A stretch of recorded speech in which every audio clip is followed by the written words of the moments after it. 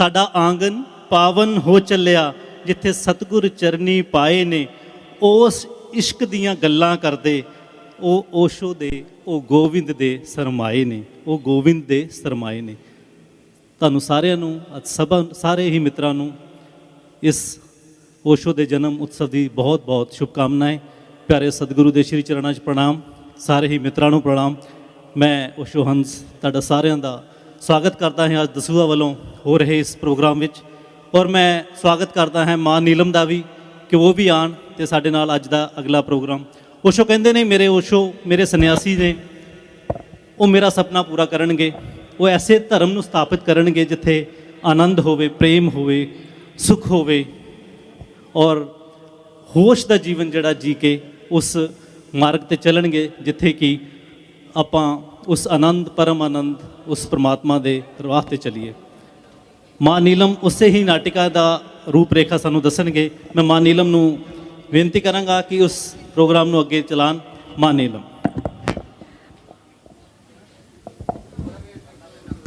Thank you Swami ji, Davinder जी, साढ़े प्यारे प्यारे स्वामी हंस जी, आप जी का बहुत बहुत शुक्रिया। अज दी नृत्य नाटिका लैके हंस जी ते नीलम थोड़े सामने उपस्थित हैं। थोड़ी थोड़ी पंजाबी भी समझ ही लेना, हम पंजाबी लोग भी अपनी भाषा से मजबूर हैं, तो ना चाहते हुए भी मुख में आ ही जाती है। प्यारे ओशो जो हमें जीना सिखाते हैं, जिन्होंने ज़िंदगी को जीना इतना नहीं तो व्यक्ति बाहर ही घूमता। हर व्यक्ति एक तलाश में है, लेकिन व्यक्ति को पता ही नहीं होता कि वो किस तलाश में है, किस चीज़ की खोज में है। सुख से महासुख की ओर जो खोज है परम गुरु ओशो वहीं हमें ले जाते हैं। जो स्थूल से सूक्ष्म की ओर है वहीं ले जाते हैं। लेकिन सदगुरु ओशो को समझना कोई सरल बात नहीं। समझना, मनन करना और जीना ये तो गुरु के सानिध्य में होता है, और गुरु सिखाते हैं कि कैसे पिया जाता है परम गुरु ओशो को। मैं बार बार बलिहार जाती हूँ सदगुरु प्यारे पर। कहते हैं कबीर साहेब, सतगुरु चढ़े शिकार पे हाथ में तीर कमान, मूर्ख मूर्ख बच गए कोई मारा संत सुजान। कोई मारे तोप तीर से आवे दुआ 10 घाव, मेरे सतगुरु मारे शब्द से तलमुंडी के ऊपर पाँव। ऐसी है संतों की चोट। तो अलग अलग दृष्टिकोण से संत हमें जगाने की कोशिश करते हैं। ऐसे ही जब हम सब सुख सुविधाओं से भर जाते हैं लेकिन फिर भी कुछ हासिल नहीं होता, तो हम एक खोज पे निकलते हैं। आज की हमारी ओशोधारा मैत्री संघ दसूहा की टीम ऐसी ही नृत्य नाटिका लेकर के सामने आ रही है जिसका नाम सुख से महासुख की ओर। तो आए, देर नहीं करनी है, जल्दी से जुड़ते हैं इस नृत्य नाटिका के साथ। शुरू करते हैं सुख से महासुख की ओर। आइए स्वामी जी।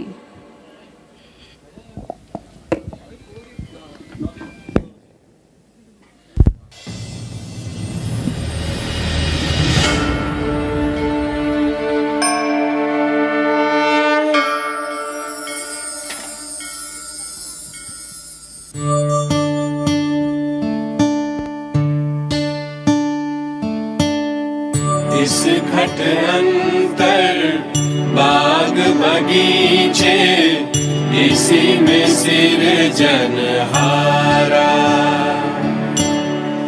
इस घट अंतर बाग बगीचे, इसी में सिरजनहारा। इस घट अंतर 7 समुंदर, इसी में 9 लाख तारा। इस घट अंतर 12 मोती, इसी में परखनहारा। रसिकों, उत्तराखंड के उत्तम प्रदेश में आपका स्वागत है, जहां हर दिन नींद से जागते ही नागरिक अखबारों में हादसों को ढूंढता है, एक ही खबर को बार बार पढ़ता है। अखबारों में वो सुख ढूंढता है। हत्या, हेरा फेरी, चालाकी और चापलूसी की खबरों से अपना सिर धुनता है। आज सुख मिलेगा कि नहीं, वो हर दिन छपने वाली राशि भविष्य में ढूंढता है। जहाँ उद्योग प्रिय प्रजा बातों में व्यस्त है, पूरा देश सास बहू की कहानियों में मस्त है। सुख की तलाश है, सुख की तलाश है। इसीलिए हर आदमी काले बालों को भी तरह तरह से रंगता है और काले को गोरा करने का मलहम धड़ल्ले से बिकता है। आइए, वहाँ जहाँ सुख की तलाश में पूरा देश बाजार है और आदमी वस्तुओं के लिए बनता बिकता है, ऐसे उत्तम प्रदेश में आपका स्वागत है, स्वागत है, स्वागत है। सूत्रधार, उत्तम प्रदेश के राजा का मंत्री इतना दुखी दुखी राजभवन क्यों जा रहा था? तुम्हें पता नहीं? उत्तम प्रदेश का राजा बीमार है और उसकी बीमारी के आगे सब लाचार है।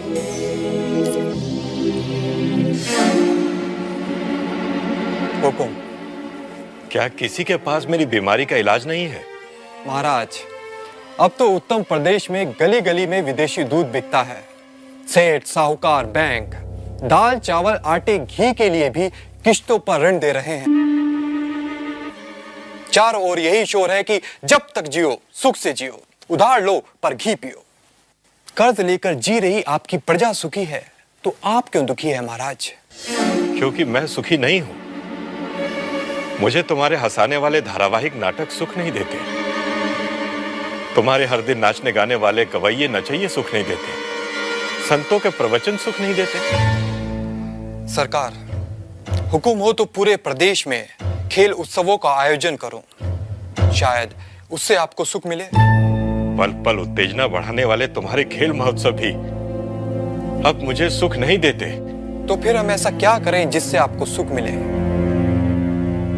पूरे राज्य में घोषणा करवाओ कि जो हमें सुखी होने का रहस्य बताएगा वह ढेर सारा इनाम पाएगा।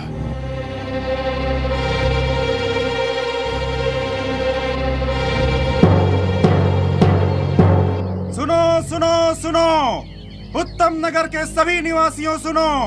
उत्तम प्रदेश के महाराज दुखी हैं क्योंकि वो सुखी नहीं है। महाराज को सुख देने वाली वस्तुओं का अभाव नहीं है, पर महाराज को सुख की अनुभूति नहीं हो रही है। महाराज के पास कीर्ति है, यश है, धन है, स्त्रियां हैं, पुत्र पुत्रियां हैं, नौकर चाकर हैं, पर सुख का भाव अचानक नदारद है। जो कोई भी उन्हें सुखी होने का मार्ग बताएगा वो अपार धन और यश पाएगा। सुनो सुनो सुनो, सुनो सुनो सुनो। महाराज सुखी नहीं है? पूरे राज्य में यही शोर है कि महाराज सुखी नहीं है। सूत्रधार, ये कैसे हो सकता है? जिसके पास सब है उसके पास सुख नहीं है। यही तो जीवन का रहस्य है। यदि सुख वस्तुओं से होता तो महाराज दुखी क्यों होते?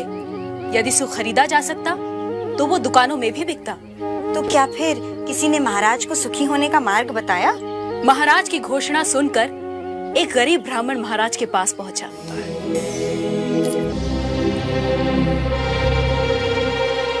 एक उपाय है महाराज। क्या? महाराज, किसी ऐसे आदमी की कमीज पहने जो सुखी हो।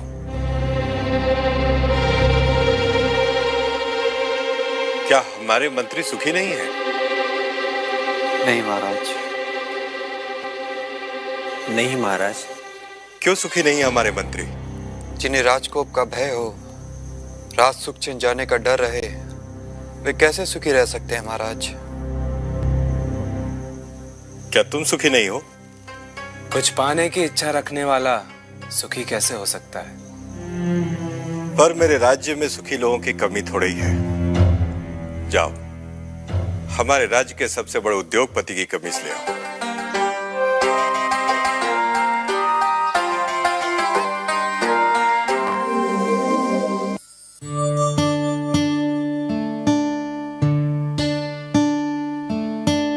क्या आप सुखी हैं? यानी? पूरे राज्य में आपके वाणिज्य का साम्राज्य है, बाजारों में आपकी तूती बोलती है। क्या अब भी कुछ पाने की इच्छा शेष है? घनी खमा हुजूर, जब तक हर दिए में मेरा तेल नहीं जलता, हर तन पर मेरा कपड़ा नहीं सजता, हर घर आंगन में मेरा सिक्का नहीं जमता, तब तक मेरी इच्छाओं का अंत कैसे हो सकता है? यदि ये इच्छाएं दुख हैं, तो मैं सुखी नहीं हूं। फिर भी आप चाहे तो मेरी कमीज ले जाएं। शायद महाराज को समाधान मिले।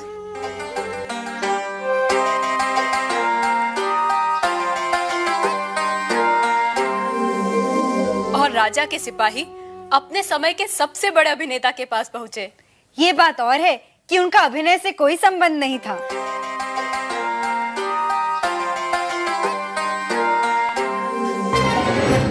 कमीज? कितनी कमीज चाहिए? एक ही चाहिए ओम जी। नहीं नहीं, आप चाहे तो 10-15 ले जा सकते हैं। मैं एक कमीज एक बार ही पहनता हूं, इसलिए कि मेरे पास हजारों कमीजें हैं। और सुख? मतलब पूरे नाट्य जगत में आप जैसा अभिनेता नहीं है। आप दूसरे अभिनेताओं पर भारी पड़ते हैं। हर माँ आपको अपना बेटा समझती है। सम्मान देने वाले लोग आपको सम्मान देने से थकते नहीं, और आपको देश का सबसे बड़ा सम्मान भी प्राप्त है। हाँ, आपकी बात सही है, लेकिन जब तक लोगों की यादों में पुराने अभिनेता और उनका अभिनय जीवित है, मैं चैन से कैसे जी सकता हूँ? तो आप चाहते क्या हैं? मैं जहां भी देखूं मेरी ही तस्वीर हो। सड़कों, गलियों, दूध की बोतलों पर मेरी ही तस्वीर चिपकी हो। मैं लोगों के दिलों पर कब्जा करना चाहता हूं।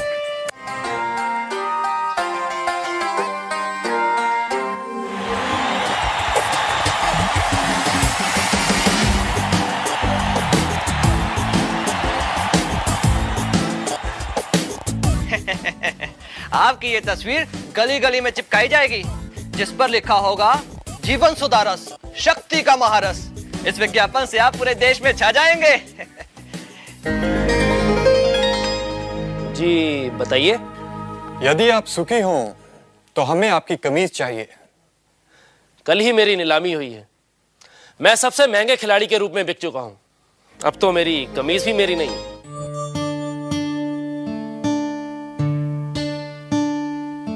एक सौदागर की दूसरे सौदागर से स्पर्धा, एक कवि की दूसरे कवि से ईर्ष्या, एक अभिनेता की दूसरे अभिनेता की सफलता से ईर्ष्या।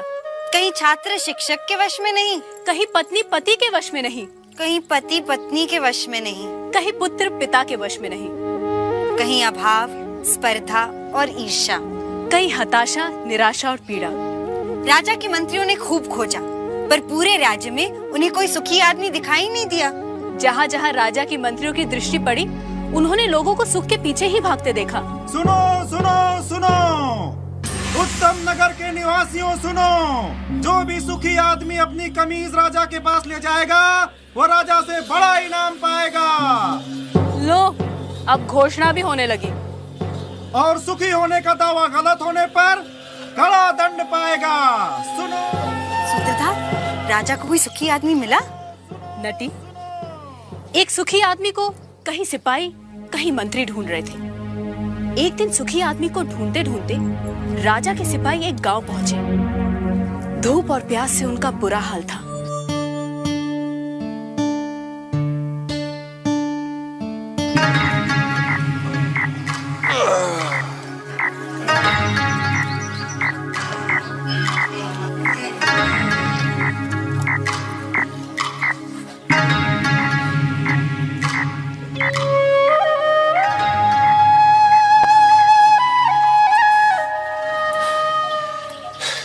सुखी आदमी की तलाश में राजा ने हमें दुखी कर दिया है। समझ में नहीं आता, क्या पूरा संसार ही दुखी है?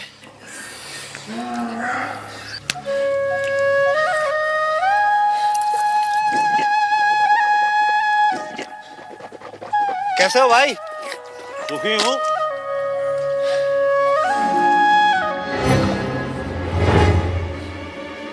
सुखी हूं।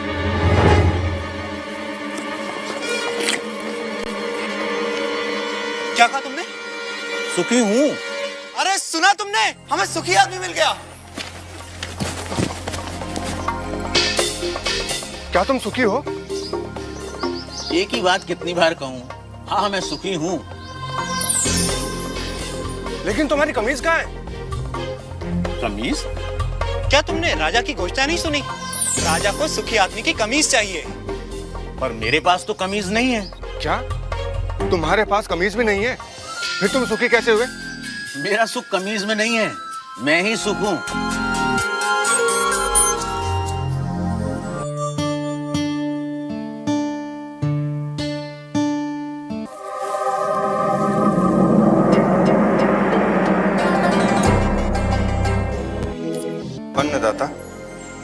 कह रहा था कि उसका सुख कमीज में नहीं है, वह ही सुख है।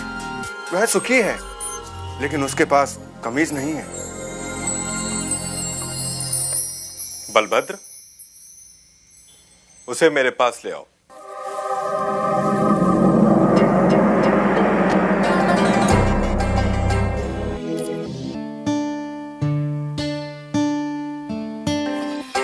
क्यों? क्या राजा को मेरी और मेरी बैलगाड़ी की सेवा चाहिए? पर उसके पास तो हाथी, घोड़े, रथ। भूरा, राजा को तुम्हारी बैलगाड़ी या तुम्हारी सेवा नहीं चाहिए। राजा तो तुमसे मिलना चाहते हैं। पर मैं राजा से मिलकर क्या करूंगा? शायद वे तुम्हें पुरस्कार देना चाहते हो। पर मैं राजा से पुरस्कार लेकर क्या करूंगा? शायद पुरस्कार के धन से तुम और सुख पा सको, कमीज खरीद सको। दाता, मैं कमीज के बिना भी सुखी हूं, पर मैंने सुना है कि धन से वस्तुएं मिलती हैं। क्या धन से सुख मिलता है? और जो सुख से भरा हुआ है उसमें और सुख कहां से समाएगा? अगर राजा मुझसे मिलना चाहते हैं तो वो यहां आ सकते हैं, मैं उनसे मिल लूंगा।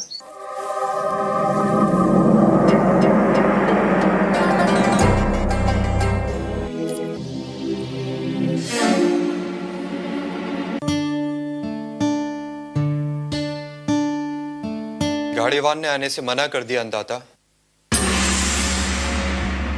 अंदाता को उससे मिलना हो तो हुकुम को ही जाना होगा।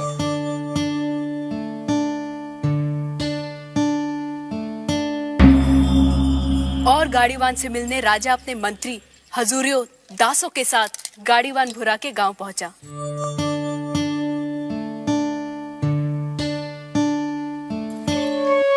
भूरा, भूरा, भूरा, अभी कहीं नहीं जा पाऊंगा, मेरे बैल सुस्ता रहे हैं। भूरा, अंदाता तुमसे मिलने आए हैं। भूरा, कहिए। तुम जो मांगोगे मैं तुम्हें दूंगा। हाथी, घोड़े, दास, दासियां, जो चाहे मांग लो, पर मुझे सुखी होने का रहस्य बता दो। मुझे नींद आ रही है राजा, मुझे सोने दो।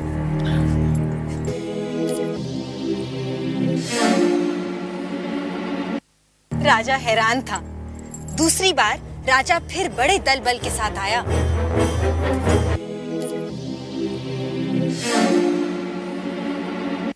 भूरा, भूरा, हाथी, घोड़े, दास, दासियां जितनी चाहे मांग लो, पर मुझे सुखी होने का रहस्य तो बता दो। राजा, हाथी, घोड़े, दास, दासियों के बिना भी मैं सुखी हूँ। फिर कभी आना। तुम्हें क्या चाहिए भूरा? मांग कर तो देखो। मुझे सुखी होने का रहस्य तो बता दो।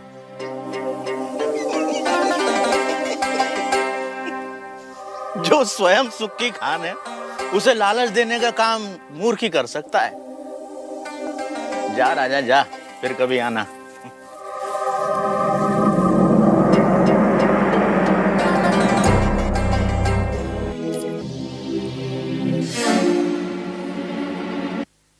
और राजा चला गया। उसे समझ नहीं आया कि गाड़ीवान भूरे को क्या चाहिए था कि अचानक राजा एक दिन अकेले गाड़ीवान के सामने आ खड़ा हुआ।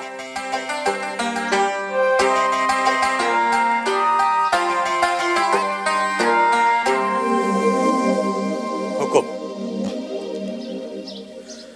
तू फिर आ गया? जब तक आप सुखी होने का रहस्य न बता देंगे, मैं तंग करता रहूंगा। मेरी पीठ खुजा सकेगा? हाँ मालिक। ला, खुजा। रहने दे, रहने दे। ठीक से बैठ जा, बैठ ठीक से। पहले ही अपने दिखावे का बोझ छोड़कर आता तो मेरी पीठ खुजलाने से बच जाता। पूछ, क्या जानना चाहता है? यह कैसा रहस्य है कि जिसके पास सैकड़ों कमीजें हैं वह सुखी नहीं है, और जिसके पास कोई कमीज नहीं वह सुखी है?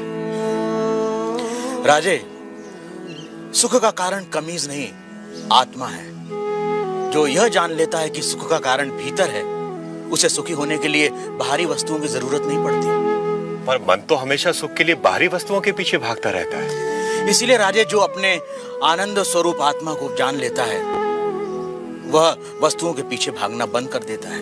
मैं समझा नहीं। राजे, आनंद आत्मा का स्वरूप है। आत्मा अनंत है, इसलिए आनंद भी अनंत है। आत्मा के स्वरूप के कारण व्यक्ति स्वयं से हर क्षण प्रेम करता है। क्या कभी सोचा है कि व्यक्ति बूढ़ा हो जाता है, बीमार हो जाता है, इंद्रियां साथ छोड़ रही होती हैं, मौत द्वार खटखटा रही होती है, फिर भी आदमी जीना चाहता है? क्यों? क्योंकि हर व्यक्ति स्वयं से हर क्षण हर समय प्रेम करता है। यदि दुख स्वयं का स्वरूप होता तो क्या मनुष्य कभी स्वयं से इतना प्रेम करता? कभी तुमने सोचा है कि कभी कभी आत्महत्या का विचार क्यों आता है? नहीं मालिक। क्या है आत्महत्या का विचार? क्यों भावना के वश में आदमी मन, बुद्धि और शरीर आदि को खत्म कर देना चाहता है?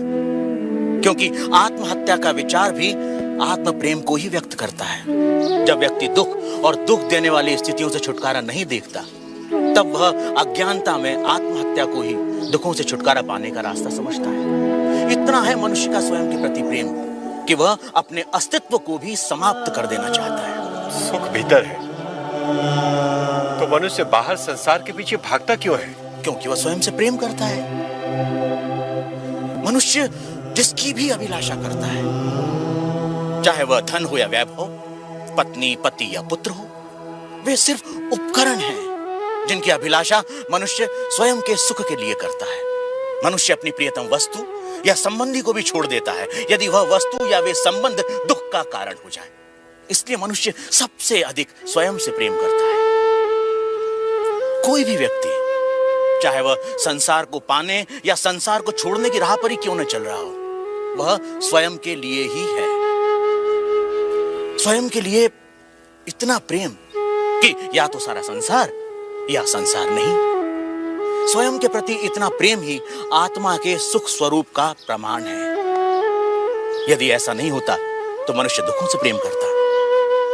चूंकि अज्ञानतावश हम अपने आनंद स्वरूप को नहीं जानते, इसलिए इस आशा में संसार और वस्तुओं के पीछे भागते रहते हैं कि वह हमें छोटे छोटे सुख देगी। यह ठीक वैसा ही है कि जो सुखों का स्वामी है, राजा है, वह खुद को भिखारी समझ दूसरों से इसकी उम्मीद करता है। यही है अज्ञान की शक्ति। इसलिए राजे, संबंधों का और वस्तुओं का सुख स्थायी नहीं होता, परंतु आत्मा का आनंद असीम होता है। वो कैसे स्थायी है? राजे, जब भी हम किसी प्रिय व्यक्ति या प्रिय वस्तु को देखते हैं तो उससे आनंद होता है। इस आनंद को शास्त्र प्रिय कहते हैं। और जब हम उस वस्तु को पा लेते हैं या उस व्यक्ति से मिल लेते हैं, तब वह आनंद कई गुना बढ़ जाता है। उसे मोद कहते हैं। और जब हम उस वस्तु का उपभोग करते हैं, तब उससे प्राप्त होने वाले आनंद को प्रमोद कहते हैं। परंतु जैसे ही हम उस व्यक्ति या उस वस्तु से अलग हो जाते हैं, वह आनंद भी समाप्त हो जाता है। इसलिए राजे, वस्तुओं का आनंद, व्यक्तियों का आनंद स्थायी नहीं होता, परंतु आत्मा का आनंद स्थायी और अनंत होता है। आर्य, यदि मैं ही आत्मा और आत्मा का आनंद स्थान, समय, जन्म, शरीर, मन, बुद्धि और बाहर की किसी भी वस्तु से स्वतंत्र होता है, तो मैं अनंत, असीमित और पूर्ण आनंद का अनुभव क्यों नहीं कर पाता? राजे, यदि तुम अपनी आंखें बंद करोगे तो अंधेरा ही दिखाई देगा। जब तक तुम शरीर, मन, बुद्धि, संसार, वस्तुएं, रस, भाव और विचारों की ओर ही देखोगे, तब तक तुम उस अनंत, असीमित और पूर्ण का अनुभव नहीं कर सकोगे। इसमें गलती आत्मा की नहीं, हमारे दृष्टिकोण की है। इसलिए राजे, यदि सुख चाहते हो तो बाहर नहीं, भीतर देखो। तो सूत्रधार, क्या इसका ये अर्थ हुआ कि सुख की कामना ही आत्मा के आनंद स्वरूप का कारण है? तुमने ठीक समझा नटी। इसीलिए पूरा जीवन हम सुख की तलाश में रहते हैं। आप जो होते हैं, पूरा जीवन उसी की ही खोज करते हैं। हम आनंद हैं, इसीलिए हम अनंत सुख की अभिलाषा रखते हैं। इस सत्य को ना जानना ही दुख का कारण है। इसीलिए नटी, बाहर नहीं, भीतर देखो।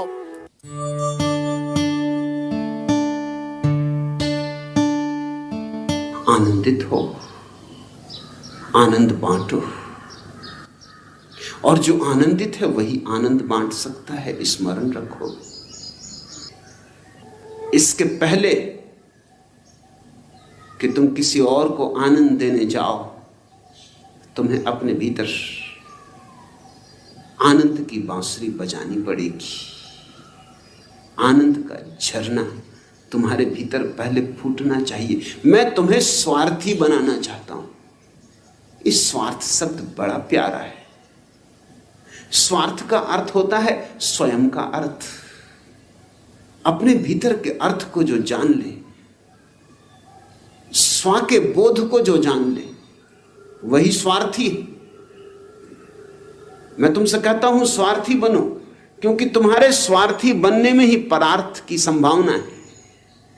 तुम अगर स्वार्थी हो जाओ पूरे पूरे और तुम्हारे भीतर अर्थ के फूल खिले, आनंद की ज्योति जले, रस का सागर उमड़े, तो तुमसे परार्थ होगा ही होगा। इसलिए मैं सेवा नहीं सिखाता, स्वार्थ सिखाता हूं। आनंदित हो, और आनंदित होने का एक ही उपाय, मात्र एक ही उपाय, कभी दूसरा उपाय नहीं रहा, आज भी नहीं है, आगे भी कभी नहीं होगा। ध्यान के अतिरिक्त आनंदित होने का कोई उपाय नहीं। जैसे वृक्षों में फूल लगते, ऐसे ध्यानी में स्वर्ग लगता है। ध्यान को हल्का फुल्का समझो, खेल खेल में लो। हंसीबा खेलीबा करीबा ध्यानम। हंसो, खेलो और ध्यान करो। मैं नाचूं मुझे होशो मिले, मैं गाऊं मेरे फूल खिले। इतना दिल में नूर हुआ, सब अंधियारा दूर हुआ। सारी दुनिया अपनी लगे, इतना मुझे सुरूर हुआ। मैं नाचूं मुझे होश मिले, मैं गाऊं मेरे